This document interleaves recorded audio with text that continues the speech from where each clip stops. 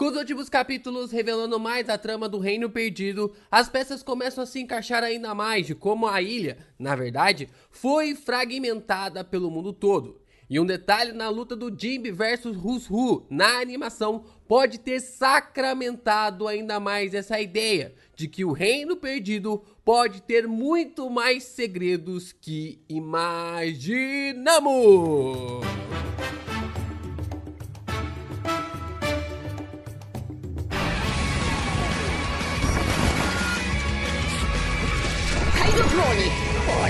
Go Geeks, aqui é o LP e vocês estão no canal do Geek Brasil. Fiquem ligados porque esse vídeo contém spoilers do mangá de One Piece.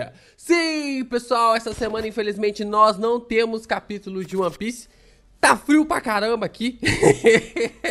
Tá frio pra caramba aqui, mas vamos conversar sobre esse fogo, essa grande energia e toda, na verdade, toda essa reunião ali desse reino perdido, né? Deste século vazio, deste século inexistente do mundo de One Piece e a união dessas peças. Logo depois de você deixar um like, se inscreve aqui no canal, ajuda a gente a bater nossa meta de 100 mil inscritos, estamos quase lá, e compartilha esse vídeo com seus amigos também, porque tem muita coisa legal pra gente falar de One Piece por aqui ainda. Vamos lá, né? Ontem, não lembro agora o dia, o Arthur do Libre of Ohara trouxe um vídeo bem interessante e ele fomentou algumas ideias sobre o Reino Perdido, né? A gente já tinha comentado isso em alguns vídeos atrás, né? Tanto o Arthur havia falado, eu também já tinha comentado isso aqui no canal, né? E já tinha realmente fomentado essas ideias de que o Reino Perdido era uma junção de vários outros reinos fragmentados, né? A gente já tinha conversado sobre isso, de que existem realmente evidências de vários reinos que pertenceram a esse grande reino e que essas pessoas hoje estão sendo perseguida pelo governo mundial, passaram a ser perseguidas ali pelo governo mundial durante esses mais de 800 anos depois que o governo foi fundado, depois ali que o governo mundial acabou sendo fundado, depois dessa guerra que aconteceu contra esse reino perdido e as 20 nações fundadoras ali desse governo mundial, nós tivemos essa perseguição, passamos a ter essa perseguição dessas raças. E aí a gente começa a pensar, né, que desde lá de trás, desde quando o Oda apresentou para nós o mapa de Jaya, que essa formação desse reino perdido, desse grande quebra-cabeça dessas ilhas espalhadas pelo mundo de One Piece, podem ter sido concretizadas cada vez mais. Somando-se então essas ilhas espalhadas pelo mundo de One Piece que estão ou que podem estar conectados ali ao mapa de Jaya e essas pessoas, essas raças que estão sendo perseguidas pelo governo mundial, dá a entender que essas duas características formavam um reino perdido, formavam ali esse grande território que entrou em guerra contra os 20 países que governam o mundo hoje. E isso é muito legal porque a gente consegue ver lá no capítulo 501 do mangá de One Piece, a gente consegue ver ali as raças das pessoas, dos seres que são perseguidos pelo governo mundial. Nós temos ali detalhes sobre os pernas longas, os braços longos, nós temos detalhes sobre ali os anões, né, que depois nós ficamos conhecendo sobre a galera do reino de Tontatta, e também nós tivemos ali conhecimento sobre os tritões, né, sobre os tritões que também são perseguidos. No caso da galera de Zou, os Minks era mais considerado como uma lenda, né, propriamente dito, do que algo realmente que o governo não queria persegui-los. E isso já era algo extremamente raro, ou o próprio ali, a própria raça dos Minks poderiam se encaixar também em raças lendárias, essas raças realmente que é colocado no capítulo da mesma forma como os lunários. Lembrando bem que bem nessa figura que é destacada ali no capítulo 501, né, nessa parte do capítulo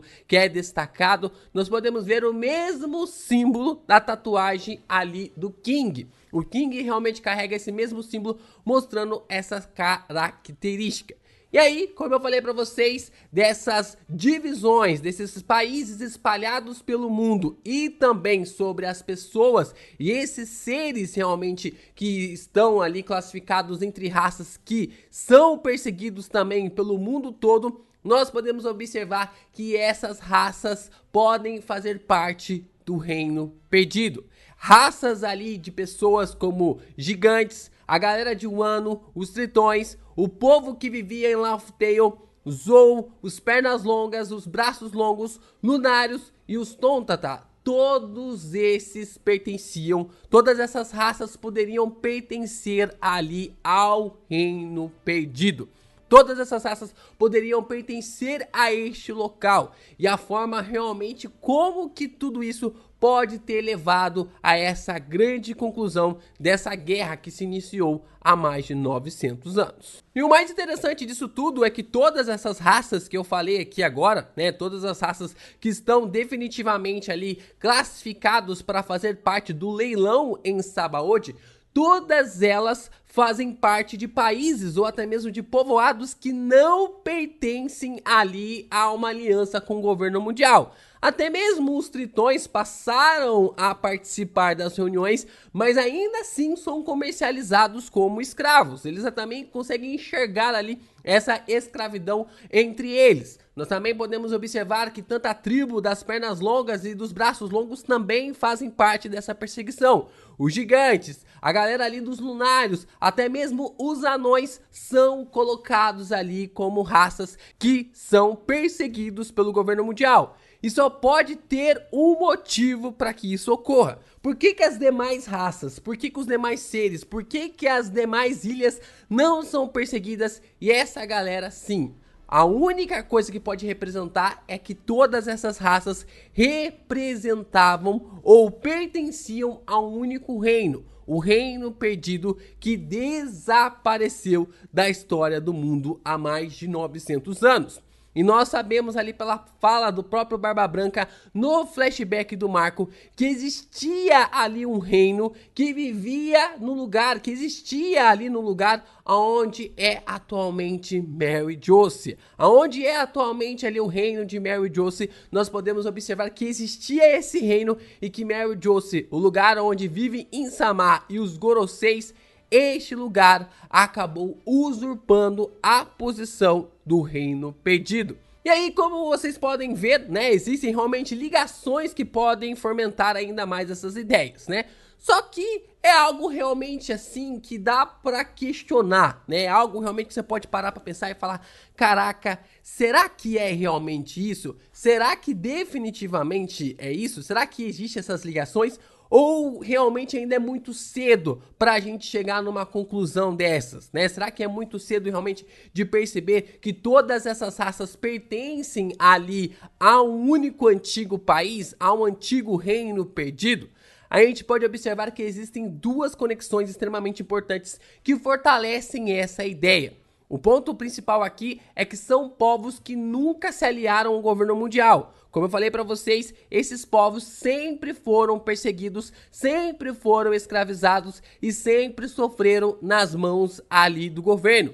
Muitos deles, por exemplo, até os pernas longas e os braços longos, nem ilhas possuem, né? A gente sabe aqui que pelo menos até então na história de One Piece, todo esse confronto dos pernas longas com os braços longos que foi resolvido ali pela Frota do Chapéu de Palha, né? Na história de capa da Frota do Chapéu de Palha, mostra até mesmo que eles não têm ali uma ilha específica, mas sim que eles possuem apenas uma tribo, né? Tanto a tribo dos pernas longas quanto também a tribo dos braços longos. Isso é algo a se destacar. Mas o que me chama mais atenção e o que pode ser a chave principal de que todos eles foram uma única região antes, que foi realmente ali uma única ilha, é o poder do Haki, é o Ryo. Bom, como nós vimos ali na batalha do Jinbe contra o Rushu, né, na batalha do Jinbe contra o Rushu, isso me deixou maluco da cabeça, porque no mangá eu não consegui perceber isso. Eu não sei se o Oda, é difícil conseguir replicar o que o Oda quis realmente passar ali na trama. Eu não sei se ele não quis revelar, eu não sei porque Com o Luffy, ficou mais fácil de observar com o Ryou, né? Ficou mais fácil ali ele socando o Kaido, mas não acertando. Isso acontece com o Jinbe. Quando o Jinbe vai socar ali o Rushu, né? A gente pode perceber que no mangá, o Jinbe vai acertar o soco para.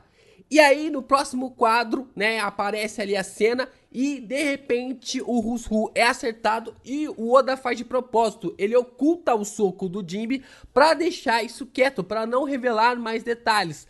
Só que na animação não. Na animação da batalha ali contra o Rushu, os animadores, eles devem ter tirado algumas dúvidas ali com o Oda sobre a cena e o próprio Jinbe, ele executa ali um poder chamado de técnica secreta ali dos tritões, punho de tijolos demoníacos. Porque ele vai dar um soco ali no Rushu, o soco para, mas o impacto do soco acerta o Rushu da mesma forma. São duas técnicas semelhantes, são duas técnicas que estão conectadas e no anime isso é bem mais claro, né? No anime isso é bem mais claro e se há uma técnica como essa ali para os tritões, provavelmente há uma técnica dessa espalhadas em todos esses reinos. Tanto ali em Elbaf, quanto em Wano, que no caso é o Ryou, quanto também ali é os tritões, que é o punho do tijolo demoníaco, quanto também Zou, que é uma técnica que provavelmente já se autonomeou relacionado ali ao Ryou. Os pernas longas e os braços longos podem possuir uma técnica assim, os lunários e os Tontata também podem possuir essa conexão, podem possuir ali este poder. E tudo isso é realmente conectado para a gente perceber que o Oda está encaixando peça por peça desses países e dessas raças. Agora a questão que fica é, né, o LP não é maluco realmente de fortalecer essas ideias, porque a grande questão que fica é como que esses países ficaram tão longe um do outro? Como que esses países puderam ficar tão longe assim um do outro, né? Uns lá na ponte que partiu, outros lá no fim do mundo, outros lá em outro território, em outra região, em outra forma realmente que foi apresentado na história, alguns lá no East Blue, outros lá no outro canto, sempre espalhados ali de uma forma diferente, né? E aí, né, como a gente já percebeu, em One Piece tudo pode acontecer, né? Em One Piece tudo realmente pode rolar, né? A gente acabou de ver um cara cortando o seu cérebro em 6 partes e transformando em 6 clones dele, né? O próprio Vegapunk acabou fazendo isso ali com os Vegapunkzinhos, né? Com os seus clones, seus filhos, seja lá como que ele queira chamar, a gente percebe essas clonagens acontecendo. E isso pode ter acontecido essa destruição, né? Essa forma de espalhar essas partes, essa fragmentação do Reino Perdido pode ter acontecido de duas formas. A primeira é que a criação ali da Red Line, né, e as separações ali da ilha, né, as fragmentações da ilha pode muito bem ser feita pela Akuma no Mi do Law. Na época ali, quem pertencia, quem possuía o poder da Akuma no Mi do Law, poderia ter mandado as ilhas para todos os lados. Poderiam mandar partes dali da Ilha do Reino Perdido para outros locais, para formas mais distantes. Ou até mesmo ali o despertar da fruta do Bug, né? A gente ainda não sabe qual é o poder ali do despertar da fruta do Bug, mas se o Bug consegue separar as partes ali do seu corpo com o despertar da sua fruta, talvez ele consiga também ser capaz de separar ali as outras peças, o que seria algo realmente crucial para entender como pedras tão pesadas, né, que vieram de Wano, se espalharam pelo mundo todo. Como pedras assim incrivelmente pesadas chegaram até mesmo territórios distantes como Alabasta e também ali outros lugares como Skypiea. E é claro, né, como nós temos observado nos últimos capítulos, a tecnologia pode ter feito isso também. Vimos que a tecnologia daquela época de 900 anos a 800 pode ter muito bem ter feito essa separação, essa fragmentação ali do Reino Perdido. E todas essas tecnologias que o próprio Vegapunk fala que está tentando replicar, naquela época eles possuíam uma energia muito gigantesca e quase infinita, né? E aí vem um detalhe, né? O próprio Arthur fala que os lunários poderiam ser essa classificação deste poder ou dessa energia. Coisa que eu ainda tenho um pouco com o pé atrás, né? Desse fogo que nunca se acaba, né? Dessa energia realmente que pode ser refletida nos equipamentos, mas eu ainda acredito que possa ter alguma ligação com as Akuma no Mis, né? Que tanto o poder dessa energia infinita seja englobada geneticamente ali na Akuma no Mi do Enel. Então todas essas peças estão se encaixando para a gente entender de uma vez por todas que na verdade não se trata de Laufey Tale como o século perdido. Não se trata de Laufey Tale como o reino perdido, mas sim de que essas fragmentações desses reinos se tornaram esse grande reino perdido.